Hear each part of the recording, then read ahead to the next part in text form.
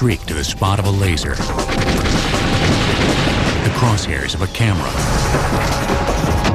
or the pinpoint of GPS coordinates. To strike the right spot at the optimum altitude and angle. In some cases, spread the explosive energy in the right direction, and in some cases even do that in a three-dimensional sense. It hits a place not only at the right point on the ground, but buries underneath the ground in just the right place. Typically, smart bombs have no propulsion systems of their own, but are steered in free fall by winglets. The Tomahawk cruise missile, one of the workhorses of the Iraq War, also uses GPS guidance and television imagery. But its jet engine makes it a missile, not a smart bomb. There's one other critical difference. Cruise missiles cost at least $500,000 each. A smart bomb, as little as $20,000. Smart bombs seemed to burst on the scene amid enormous hype during the two wars with Iraq. But long before the bandwagon of the 1990s, there were smart bombs. In 1919, Charles Kettering, one of the fathers of precision guidance, had this to say about his brainchild. What is regarded as one of the most destructive weapons invented during the war has been placed in the secret archives of the War Department at Washington. There to remain, it is hoped, even by the inventor, for all times. Dire words to describe a flimsy biplane whose first flight ended miserably.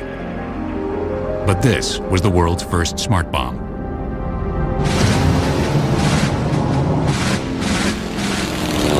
World War I pilots experienced for the first time the stark equation of aerial bombing.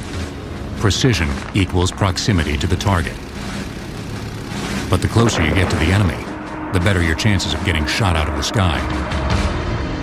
General rule is if the target is worth destroying by us, it's worth protecting by the enemy. So any target you're going after is probably going to be fairly heavily defended. The only way to stem the carnage was to start removing the pilot from the equation, to make a remote-controlled bomb. This is the so-called aerial torpedo, a prototype for a guided weapon invented in 1918 for the U.S. Navy. Not to be outdone, the Army appealed to an inventor and future president of General Motors. They went to Charles F. Kettering and asked him if he could develop something similar for them. Officially still called an aerial torpedo, the bomb was nicknamed the Kettering Bug. The Bug was a hybrid chemical weapon with a 200-pound payload of high explosives and mustard gas. A wing and motor assembly was fitted onto the warhead. For a runway, a short section of dolly track.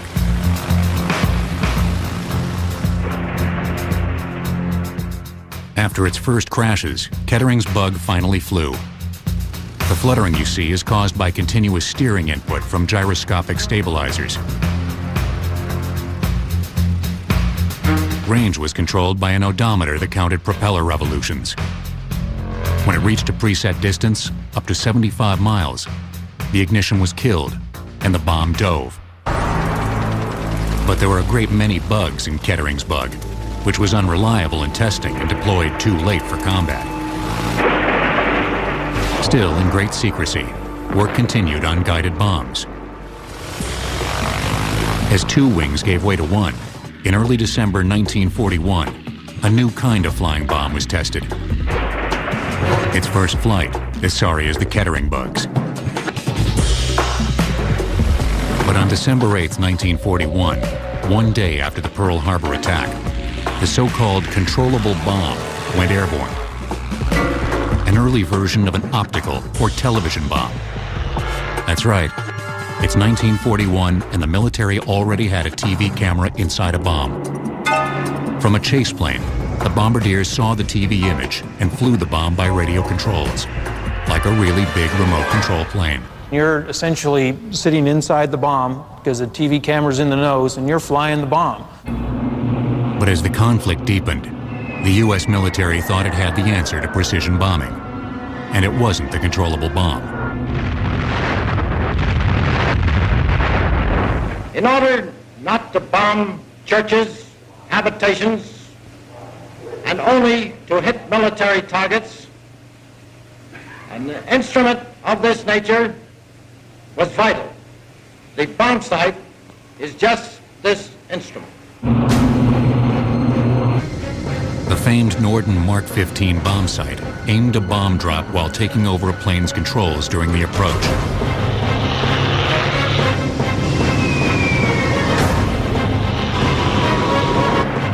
Call these dumb bombs, and you'll have to answer to a lot of B-17 bombardiers. The bombs weren't so dumb. The equipment they had, the bomb sights they had were actually pretty good. Under a calm environment, a single airplane can drop the bombs generally within 500 feet of a target. But when you put them in large formations and throw in bad weather and people shooting at them, the typical World War II bomb missed by more than 1,000 feet from any target. That's why it would take hundreds and even thousands of airplanes, say, to destroy a single factory. The military term was bombs per acre, saturation bombing.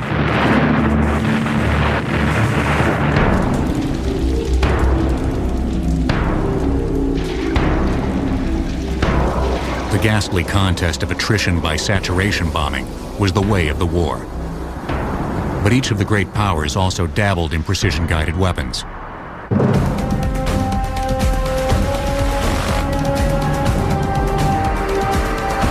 The terror bombers of the age flew a barbaric kind of smart bomb. Kamikazes. Obviously, it kills the pilot, but they provide that terminal guidance for an anti-ship missile. The Germans had a sizable arsenal of guided bombs. One was the Fritz X, named for the X or cross of its tail, which could be remotely controlled during the bomb's descent. It had a flare on the back of it so that the pilot could see where the bomb was, and then he would steer it with a little toggle switch, just like you fly model airplanes today. And he would guide that and just superimpose that bright dot over the target and glide it in.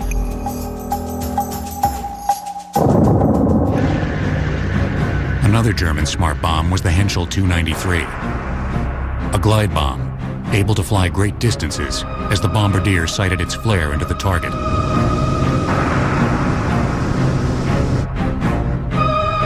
This American glide bomb is television guided, like the earlier controllable bomb. The bulge beneath the bomb houses the TV camera.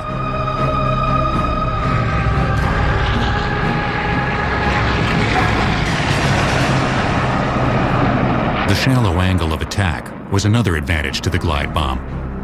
It skipped the ground until it found the target.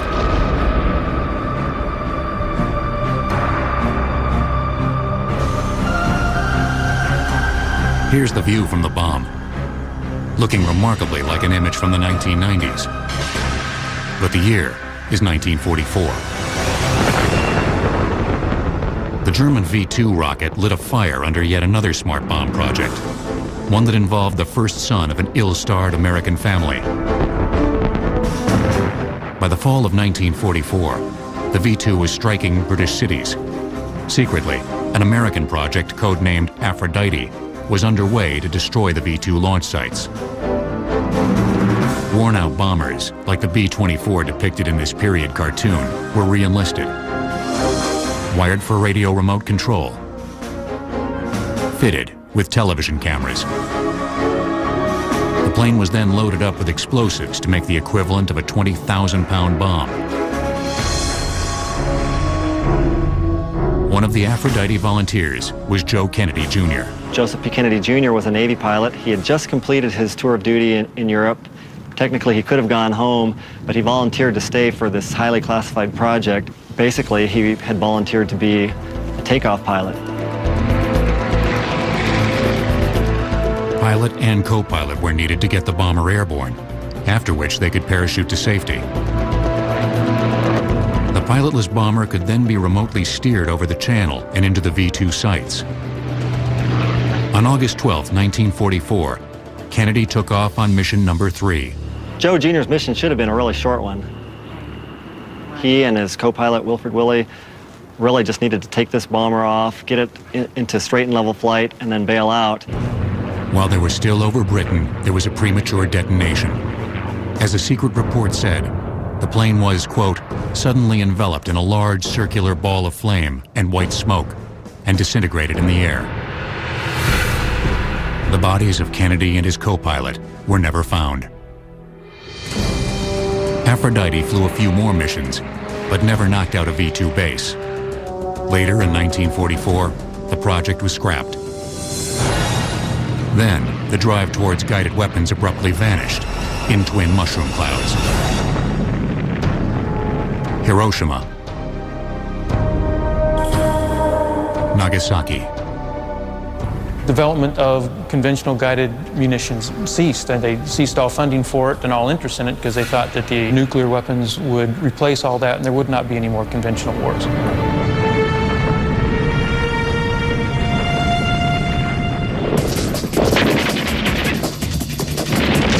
But the history of warfare was about to take a few unexpected detours through places like Korea and Vietnam, places where you could never drop a nuke because of the political fallout, but where you could sure use a bomb precisely guided by a laser beam. The first battleship sunk by a guided weapon was the Italian ship Roma. On September 9, 1943, as she was attempting to defect to the Allies, the Roma was struck by 2 Fritz X bombs and blown in half. Smart bombs will return on Modern Marvels. Bombs away over North Korea. Or rather, bomb away. Because in theory you just needed one. The bright red bridge killer, called a Tarzan, all 13,000 pounds worth. The Tarzan was so big that a B-29 could only hold one bomb, and even to hold one, it had to have a modified bomb bay where it was half exposed. What's in a name? In the case of Tarzan, it's a resume of guided weapons since World War II. The first precision weapon or radio-controlled weapon that was produced in real quantity during World War II was the Azon, which was an acronym for azimuth only. Azimuth means horizontal. An Azon could only be steered left and right. Late in the war, distance or range control was achieved. This new class of guided bombs were called Razons, for range and azimuth only control. Finally, there was the Tall Boy, or British oversized bomb, the bunker buster of its day. Tarzan stood for Tall Boy Range and Azimuth Only Bomb. The knockout punch of a Tall Boy combined with a pinpoint control of the Razon. The maneuver capability of that weapon was on the order of about 1,000 feet left or right, and probably about 1,000 feet long or short of where it would hit if you had put no guidance into it at all. Like the guided bombs of World War II, a flare ignited as the Tarzan fell. The bombardier used a joystick to keep the flare superimposed over the target. But there was a problem with Tarzans and other Korean-era guided bombs. The boys in the planes just didn't like them. Aircrews really were not enthusiastic about the early precision-guided munitions. It made them fly a very predictable flight path or bomb run. The predictability came from maintaining a straight course while the bomb was guided toward its target, making the plane a sitting duck for anti-aircraft fire or enemy fighters.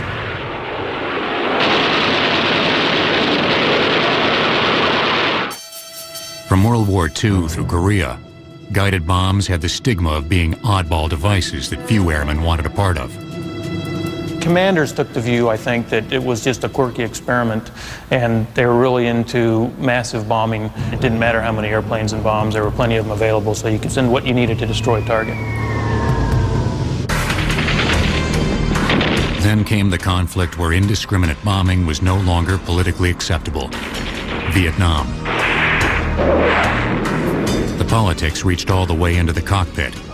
Aircrews flew under restrictive ROEs, or rules of engagement. A long list of targets that you couldn't bomb. Contrary to what you would read in the press, we were very careful of how we hit our targets. We took pride in the fact that we could accomplish our mission exactly as we were told to. And we were very careful to make sure that we hit our target specifically what we were supposed to hit. But politics wasn't on the minds of the men devising the next generation of smart bombs. They just wanted to make a weapon that really worked and didn't endanger the pilot. A World War II ace, Korea jet pilot, and Air Force acquisitions officer named Joe Davis spark-plugged the project. Well, I was in World War II. There was a lot of bombing done. We had to bomb with many, many airplanes to destroy the target. He, in his way, was an operational visionary, not a technical visionary, but he had been there, and he knew the problems those kids were facing in Vietnam. In 1964, an executive named Glenn Peniston from a little-known company named Texas Instruments called on Davis. He had a prototype of a sensor for a proposed radar-guided bomb. On the spot, Davis wondered if the sensor could be adapted to seek out a laser beam. He gave the company a single weekend to work up a proposal. One engineer who lost his weekend was Weldon Word. I would say that 60 or 70% of the things that we wrote down and conceived with the slide rule that weekend stayed forever. The idea was simple. From a pointer or designator, a laser is focused on a target. Though invisible to us, to the sensor on the nose of the bomb, it's like a flashlight in the dark. The sensor is screwed to the front fuse mount of a general-purpose bomb. This used what we call a birdie head that would free float in the wind as the bomb fell to the ground. That would keep it pointed in the direction the bomb is actually flying. In the front is a quadrant detector. The quadrant detector has 4 laser receivers. If the laser spot that's on the ground would go to the top part of the quadrant, the bomb would then steer in that direction so that the spot would be in the middle.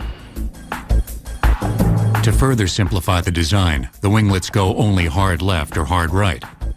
Bang-bang steering, it's called, constantly correcting the bomb's course all the way to the target.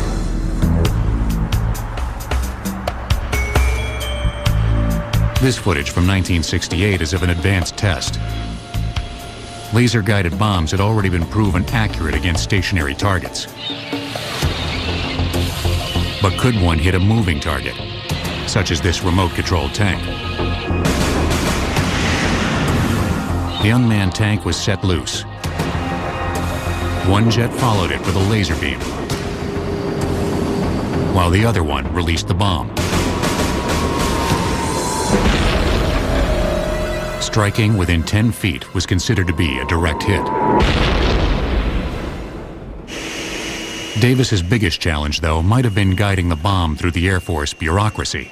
Now I wind up arguing with the 2-star general. He's telling me it won't work, it's not any good. And I'm telling him we're already hit the target. We got a CEP of 10 to 12 feet. We already hit a moving tank. And then the 3-star general at the end of the table shut him up.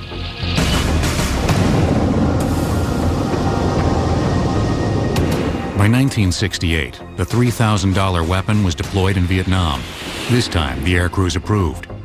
We use them primarily against pinpoint targets. Laser bombs were perfect for pinpoint targets, such as targets like gun emplacements, AAA. We use them against like bulldozers even, or we'd try to pick the exact point we'd want to cut a road to stop traffic from flowing. Air crews called them Zots, a name borrowed from Flash Gordon. Zot vanished, but one other nickname stuck. I heard the term smart bomb when I was in that squadron. We used to call them smart bombs, and the unguided bombs were called dumb bombs. In a single operation against a bridge in 1972, Smart won out over Dumb.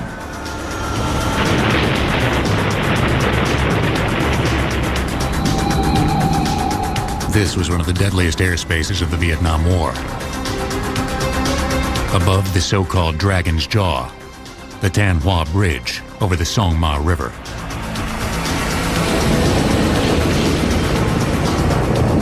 For 5 years, the steel and concrete reinforced bridge had been impervious to conventional bombs.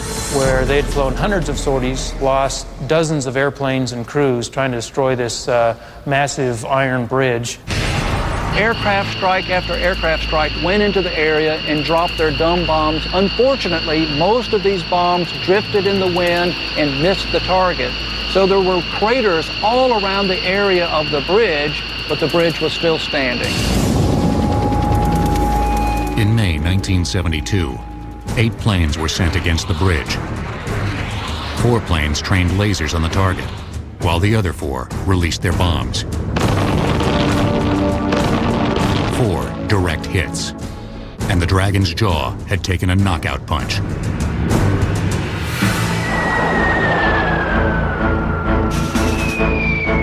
Everything up to now had been prehistory. Other devices had been complex and technology-laden, but the laser-guided bomb was smart. I would say that was really the first weapon that worked, and it worked so well that air crews didn't mind dropping them. In fact, they were enthusiastic about dropping them. Still, they were small fry in the big picture. Politically, Vietnam was an aberration. It was a small war, and we're still in the heart of the Cold War. These things aren't going to happen on a regular basis. But the small war would become all too regular, giving rise to both a seeing eye bomb and a GPS bomb that could literally hit what it couldn't see. During the Vietnam War, the U.S. dropped more than 7 million tons of bombs, fewer than 25,000 tons of which were laser-guided. Smart bombs will return on Modern Marvels. You are the bomb, hunting the enemy and hurtling towards him at thousands of feet per second.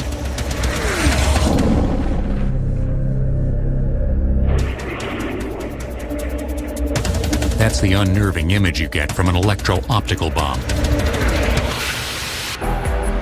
Optical bombs were a 1960s update of the old TV bombs of World War II.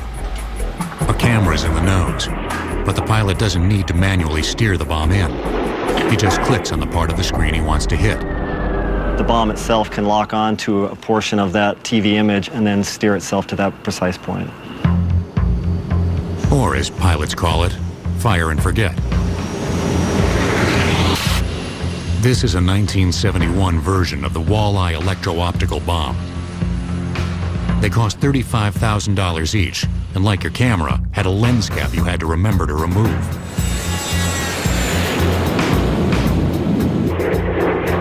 During flight, a second protective cap is jettisoned. Now the bomb's eye is wide open. Target is locked. Walleye hits the bait.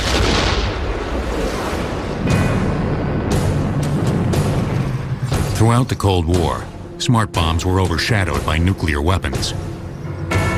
Then in 1990, the Soviet Union ceased to be. Gone too was the prime reason for all those thousands of nukes. MAD, or mutually assured destruction. 1 year later, a new generation of superweapons was ready for their primetime debut. Of course, Desert Storm was a media event in a lot of cases. I mean, you'd get a lot of footage from Vietnam and see those things, but it would be events that happened weeks ago. During Desert Storm, you're getting things that happened last night. During the 30 days of aerial bombardment, all the talk was of smart bombs. Oh, that building is gone. Gun camera footage from electro-optical weapons put TV viewers inside the bomb. Laser-guided bombs were even more accurate, striking an average of 3 meters away from the crosshairs. The word plink entered the vocabulary, as in tank plinking, where smart bombs destroyed enemy vehicles. Another euphemism, collateral damage, gained currency. The number of civilians, or collateral dead and injured, were fewer than the saturation bombing campaigns of previous wars.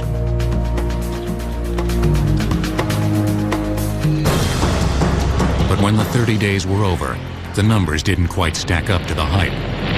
The military had relied mostly on the conventional or dumb arsenal. Just 17% of bombs dropped were smart. The primary precision-guided munitions delivery platform was the F-111, and there was only one wing of those that had that capability. So you're still looking at a limited force to be able to deliver them, but they were able to destroy a disproportionate number of targets because of the precision guidance that they had. One thing the Desert Storm proved was what smart bombs couldn't do. Laser-guided bombs were only effective in almost perfect conditions. The laser-guided bombs, of course, require a laser beam to go all the way from the airplane to the target. That requires it to be line of sight. Clouds or even battlefield smoke could disrupt line of sight, disabling the lasers. Electro-optical bombs could dive beneath the clouds or smoke to reveal a target, but they were useless at night. General Merrill McPeak, for one, saw an urgent need for a new kind of smart bomb. In this handwritten note, the Air Force Chief of Staff groped for a solution. And he just wrote a note that said, I need an all-weather precision-guided munition. And there was a question on it that maybe it would be radar-guided. He didn't know what he wanted, but he knew he wanted something different from what he had.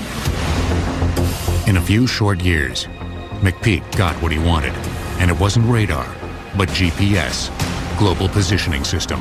The solution used the same GPS system that your rich cousin has in his Lexus and your rich uncle has in his yacht. It's a system that uses satellites to transmit your location on the face of the Earth in terms of latitude, longitude, and altitude. 4 satellites are used to determine a GPS location. Each satellite precisely computes its distance from a place in terms of how long it takes for a radio signal to reach it. There's a single point in 3-dimensional space where the distances will intersect. That's the GPS location. The new satellite-guided bomb was named JDAM. JDAM stands for Joint Direct Attack Munition. Joint means that it's used by more than one service. In this case, it's used by the Air Force, the Navy, and the Marine Corps. And direct attack means it's really a short-range munition. It's not a long-range powered missile. A JDAM is usually dropped within 15 miles of a target. GPS tells the bomb where it is and where it's going. How it actually gets there is the job of its guidance system, called inertial navigation, which tracks the movement of the bomb through space. This inertial navigation system can sense when it moves up, when it moves down, when it rotates, and every time it moves in any direction, it tells the computer what direction and how much it moved. So if it knows where it started, anytime it moves, it can tell you where it is now. Inertial navigation by itself is reasonably accurate. With GPS assist, it's precise. The inertial navigation system is a precise clock. The GPS is used to calibrate the clock over and over again to keep it as precise as possible. They did grossly undershoot one target, that of cost. The original cost ceiling was set at $40,000. The actual production figure was half that. One of the main advantages of JDAM is that it's a very low-cost weapon. So you don't have to worry about spending $1 million on a silver bullet. It's $20,000 each, and the Air Force and the Navy know that they can use a lot of them if they need to. Among the disadvantages, with a GPS bomb, you can only hit stationary targets, buildings, not vehicles. But other bombs could blink tanks. With the JDAM, the Precision Dream Team was complete.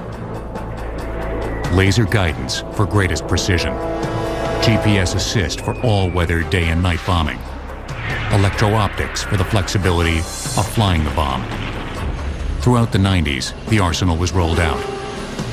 So we see in 91 in the Gulf War, then in 99 in Kosovo, 2002 in Afghanistan, and then 2003 in Iraq, this ramping up of the employment of precision-guided munitions. 66% of all bombs dropped in the Second Iraq War were precision-guided.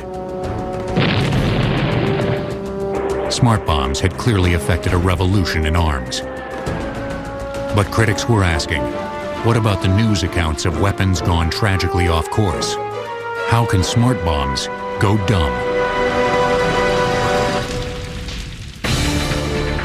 One smart bomb was entirely designed, built, and deployed during the 43-day duration of the Gulf War.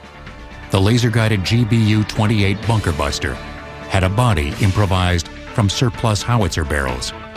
Smart bombs will return on Modern Marvels. Precision-guided bombs usually live up to the name. But why do a persistent few go off course? Sometimes hitting precisely the wrong targets. Check out this crater. Mark Garlasco has seen both sides of the precision arsenal. He's a former intelligence officer who left the Pentagon to become a civilian watchdog. It was kind of strange for me. I had been one of the folks involved in actually determining the aim points, and here I was standing in front of these buildings, working on a mission for Human Rights Watch to assess the conduct of the war. There's the telecommunications center. 5,000 pounder right down the belly. So I knew what the aim points were, and I was able to look at buildings and say, gosh, in this case, each one of these weapons struck exactly where they were supposed to. Or in some cases, hey, there was one miss, or this one was off a few hundred yards. This is the Nazaria Bath Party headquarters. As you can see, the facility is completely destroyed. According to the Pentagon, smart bombs are 80% accurate. 1 in 5 is a miss. Of these, a small percentage just don't work. These are mechanical devices, and all mechanical devices have a certain error. A JDAM, for example, has about a 2% mechanical error. And just because of the nature of mechanical devices, it will fail 2% of the time. Then you also have human error. You've got to have a person inputting the coordinates for where the bomb is going to be dropped. And if they make a mistake, people will die. There are also intelligence errors, despite a rigorous system of targeting. When I was in the Pentagon, intelligence drove targeting, and we would take a look at what the objective was. And we would feed targets to the warfighter. There would be a review of those targets. Lawyers would look at it for compliance with international humanitarian law, and then the warfighter would push it back to us and say, these are the ones that we still have on the target list. With potentially hundreds or thousands of targets on that list, there will be errors. Kosovo, May 1999. CIA targeteers choose a building in downtown Belgrade they believe to be a weapons depot and dispatch a B-2 bomber with 5 JDAM GPS-guided weapons to strike it. Were they accurate? Very accurate. All 5 struck the building. All 5 struck their aim points.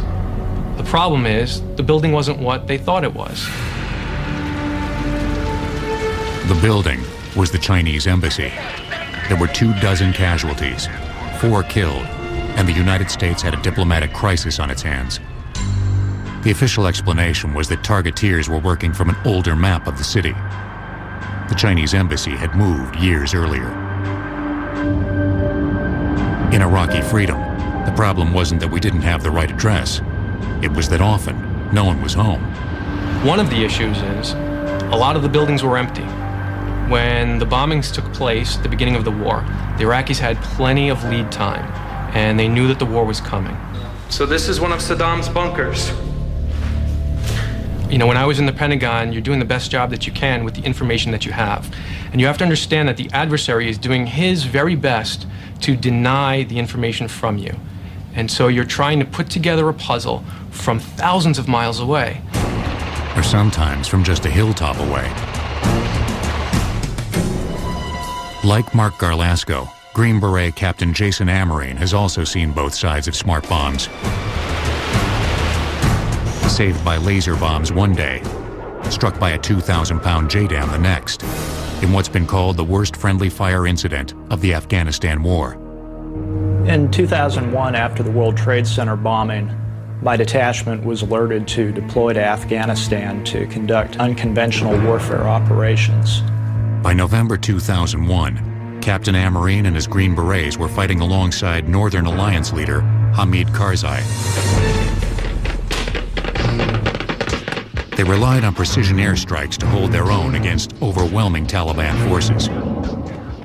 And when we described our location to the aircraft overhead, the response was, that's all you've got? And the pilots, to their credit, knew exactly how dire the situation was. And before long, the sky was just loaded with F-18s and F-14s were coming to our aid. And they bombed the hell out of that Taliban convoy all morning as we directed the airstrikes. On December 5th, the little guerrilla unit had advanced closer to Kandahar. Karzai had just been named interim president of Afghanistan. He was expecting to receive surrender terms from Kandahar at any moment. A separate Army command unit was directing airstrikes against some Taliban diehards. From 39,000 feet, a B-52 bomber released a JDAM bomb that was a direct hit on Captain Amarine's position. When the bomb hit, it hit just out of the blue. There's no whistle, there's no telltale sign that a bomb's about to strike. All I knew is there was a massive explosion and I flew through the air. That morning, I lost 22 of my Afghani soldiers, 22 of my best Afghani soldiers. I also lost my team sergeant, Jefferson Davis, my senior communications sergeant, Daniel Petitore. A friend of mine that was with the headquarters named Cody Prosser was also killed. Amarine himself had both eardrums blown out and shrapnel in his leg. Hamid Karzai was wounded in the face. The preliminary report on the incident, called a fatality bulletin, blamed an overconfident operator who, quote, failed to have his assistant double-check and confirm his target calculations. And so you have 3 Americans died in the strike, and Hamid Karzai almost died. Now, had he been killed, where would Afghanistan be today? Having experienced the alpha and omega of smart bombs, what does Captain Amarine think? One thing I can't stress enough is things are going to go wrong. It's never going to be sterile. You're always going to be hurting people that you intend to hurt and also people you don't intend to hurt. It's just you do your best to make sure that the bombs are dropping on the right target. Warheads on foreheads, as a friend of mine would say. The 80% of direct hits means the technology works. The occasional accidents remind us that war will never really be surgical. The danger in thinking that smart bombs are somehow safe is that we may be quicker on the trigger. The threshold for going to war is lowering. The more you use these weapons, the more we see in these weapons a license to resort to war more frequently, the more we will see that civilian casualties are not a thing of the past. But it's the military's job to be ready for any eventuality. Future wars may be fought with smart weapons like these, robot paratroopers, and pinwheeling killing machines.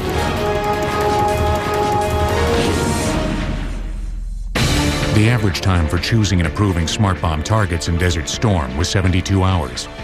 By Operation Iraqi Freedom, the average was only a fraction of that and could be done in as little as 12 minutes. Smart bombs will return on Modern Marvels.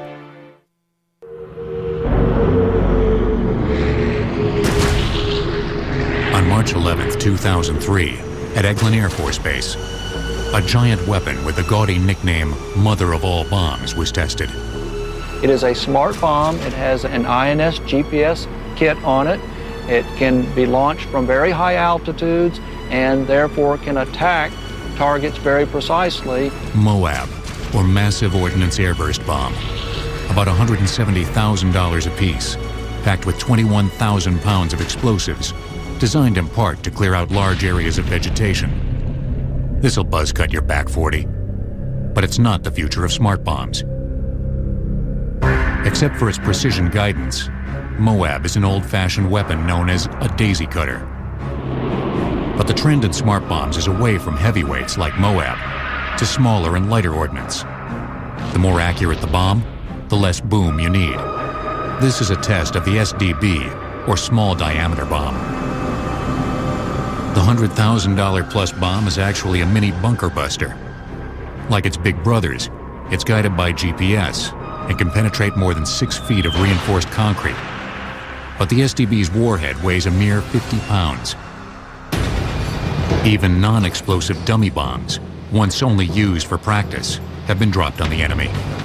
Instead of high explosives inside the bombs, they used concrete to give it the same weight, and they allowed the accuracy of the paved way, the laser guidance, to actually take out the specific target without the explosion and without destroying anything surrounding the target.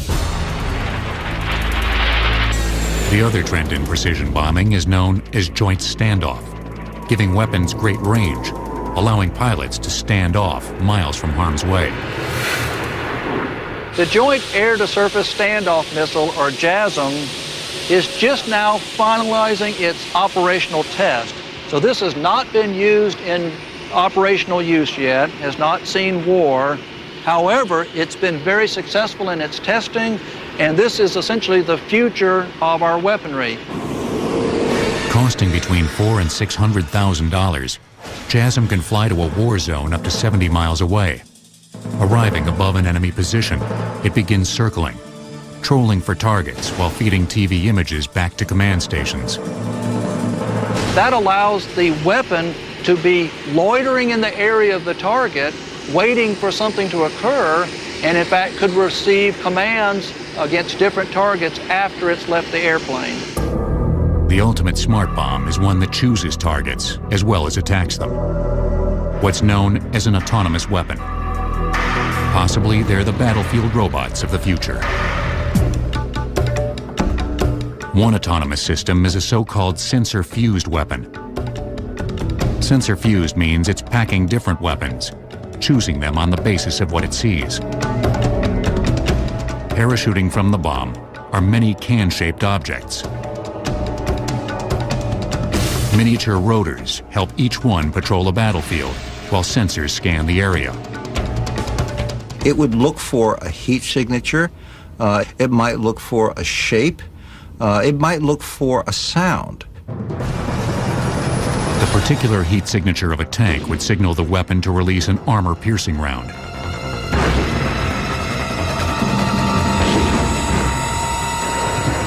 This is a live-fire test against tanks of the $300,000 plus weapon. For human targets, it would choose to spray a lethal hail of bomblets. Autonomous and standoff weapons may finally fulfill the 85-year-old goal of precision weaponry: to remove the pilot from the bombing equation. With pilotless drones and autonomous weapons, the dogfight may one day go the way of the medieval joust. Pilots of my generation feel like that potentially we're the last generation that's going to be able to serve out a full career in frontline combat aircraft that are manned.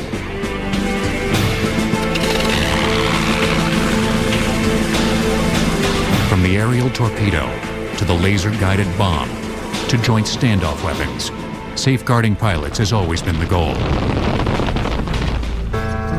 Protecting non-combatants, the humanitarian bonus. You know, in the Second World War, you had things such as Dresden, where entire cities were bombed. Or you had Hiroshima and Nagasaki, where just huge, massive amounts of civilian casualties were sustained. That's something that no one ever wants to happen again. With precision weapons, there may never be another Dresden. But there may be many more Baghdads. Bombs may be smart, but history will judge how intelligently they're used.